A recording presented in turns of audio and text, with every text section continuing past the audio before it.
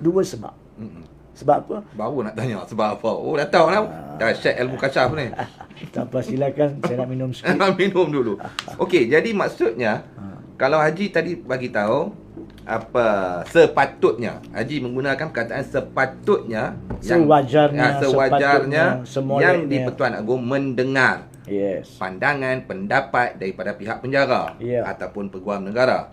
Itu sewajarnya. Dan kalaulah Agong tak ikut pun, adakah ia dipanggil itu hak budi bicara tuanku? Itulah menjadi pokok persoalan. Okey. Saya akan datang kepada itu. Soalan baik ya? Soalan memang selalu baik. Kan? Balik kepada sebab. Ada dua sebab. Yang pertamanya, kalau kita ingat, ambil contoh Anwar Ibrahim. Apabila pengampunan diberi kepada Anwar Ibrahim pada 16 hari bulan Mei 2018, iaitu permohonan tu permohonan ketiga untuk kes liwat nombor 2 tu. Itu permohonan ketiga. Permohonan pertama telah ditolak, dibuat zaman kerajaan Barisan Nasional belum jatuh. Permohonan kedua pun ditolak pada zaman yang sama. Tapi apabila tukar kerajaan pada 9 hari bulan Mei 2018, pada 16 hari bulan Mei 2018 sudah ada pengampunan.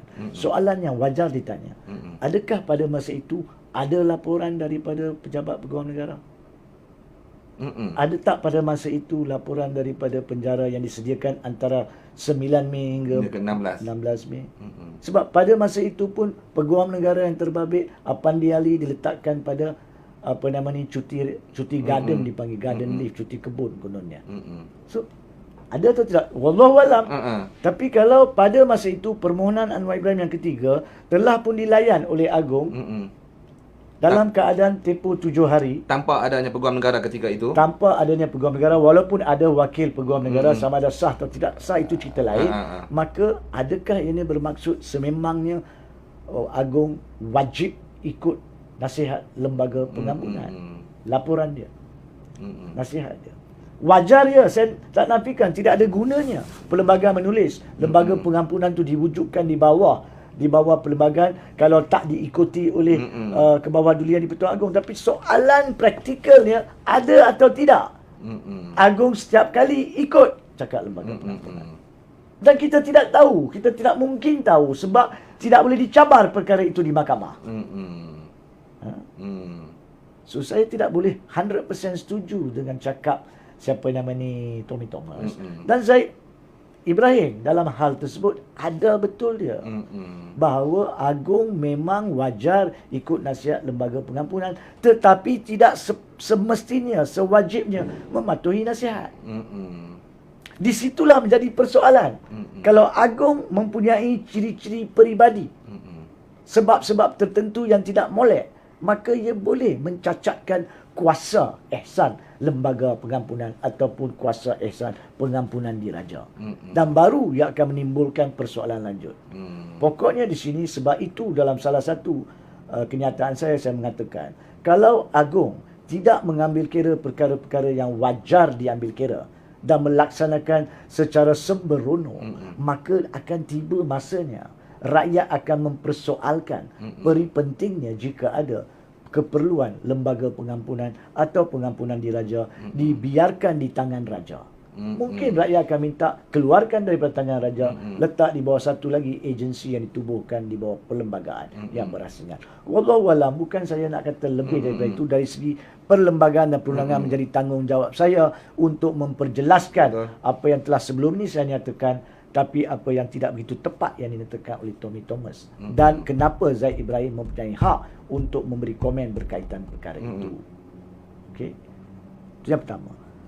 Yang keduanya, walaupun pada masa yang sama berkaitan dengan langkah ketiga yang disentuh, Tommy Thomas betul, saya pun telah nyatakan sebelum ini, kalau seseorang itu mempunyai apa nama ni, beberapa set perbicaraan lain, tak payah beberapa, satu set perbicaraan lain pun, adakah wajar untuk mana-mana pengampunan diraja diberi, sedangkan orang tu masih akan pergi ke mahkamah tiap-tiap hari?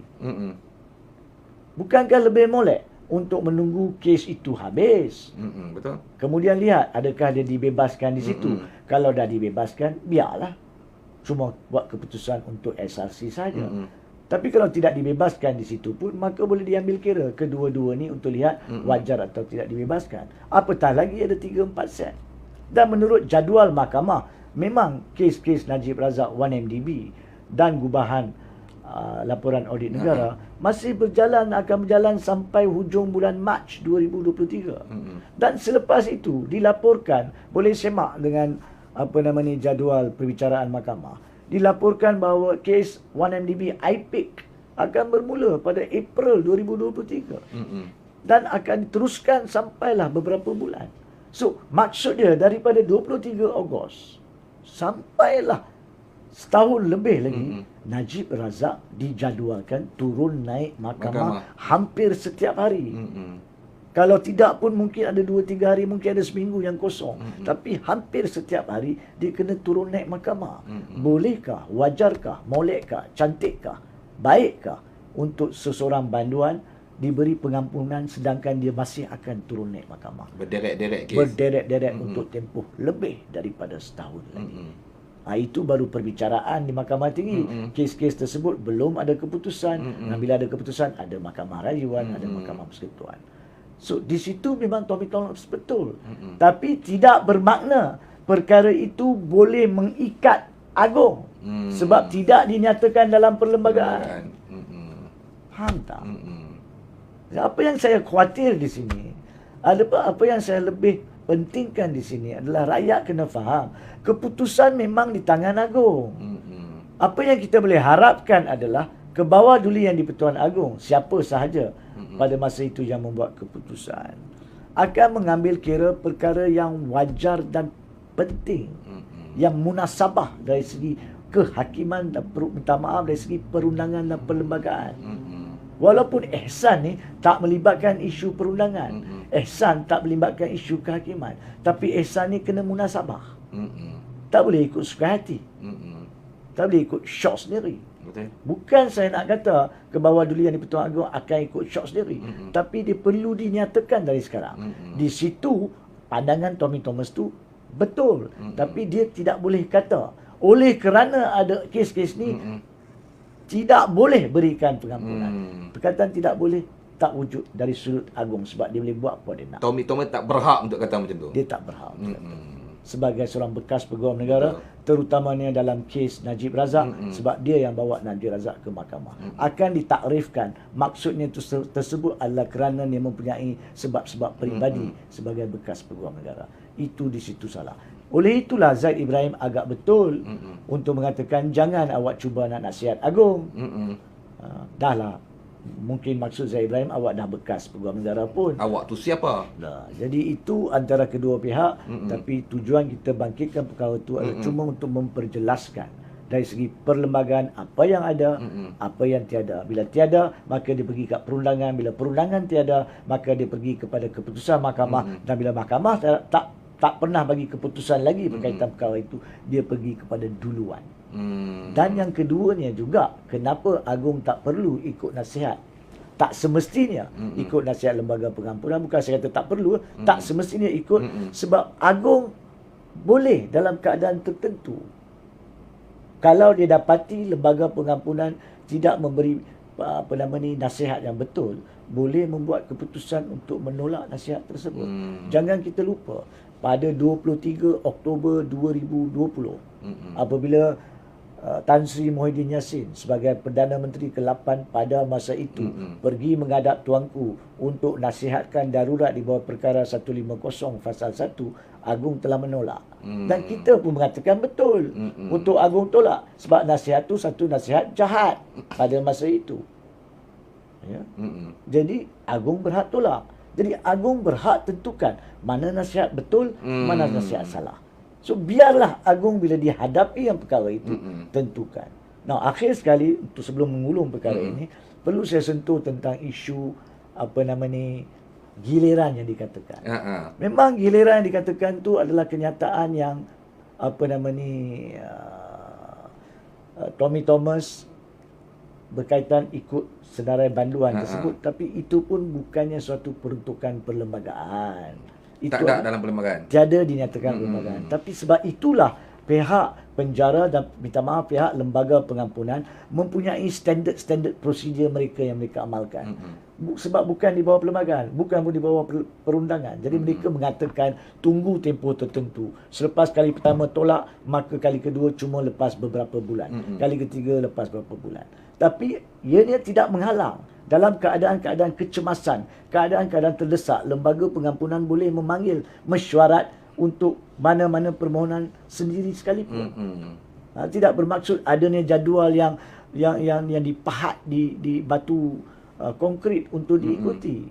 Jadi tertakluk kepada keadaan. Jadi itulah secara rumusannya bagi saya berkaitan isu Zaid Ibrahim dengan Tommy Thomas. Ada yang Tommy Thomas cakap betul, ada yang tidak. Dan ada yang Zaid Ibrahim cakap betul dan ada yang tidak. Itu tepat. Tetapi pokoknya saya berharap mana-mana bekas peguam negara sepatutnya keluarkan kenyataan berpandukan kepada sensitiviti, tanggungjawab dan peranan yang mainkan pada masa itu. Padahal pada masa jadi peguam negara, dia tak keluarkan pun satu langsung kenyataan yang pada masa yang dia wajib keluarkan. Ingat kalau kita tak lupa pada 4 Julai 2018 keluar daripada mahkamah, dia cuba nak buat satu kenyataan tapi diberhentikan oleh orang ramai sebab dia nak bercakap dalam bahasa Inggeris. Bahasa ibundanya. Bahasa ibundanya mungkin. Tapi pada masa yang sama dia tak delegasikan kepada mana-mana pegawai daripada pasukan pendakwa raya untuk memberi kenyataan dalam bahasa Melayu. So, salah siapa? Betul. Dan pada masa itu, apabila peguam Najib mengeluarkan kenyataan yang berhak mereka keluarkan, tidak ada balasan dibuat oleh peguam negara pada masa itu. Dan sekarang ini, bila kes dah selesai dan tidak diselesaikan olehnya, diselesaikan oleh pasukan pendakwa raya yang diketuai oleh W. Sidambaram di bawah Tan Sri Idrus Harun, dia nak keluarkan kenyataan sedangkan semakan masih belum selesai, pengampunan diraja masih belum selesai. Di sinilah maksud saya dia kena mengambil suatu pandangan yang syumul. Ya. Itu sahajalah berkaitan dengan Zaid Ibrahim dan Tommy.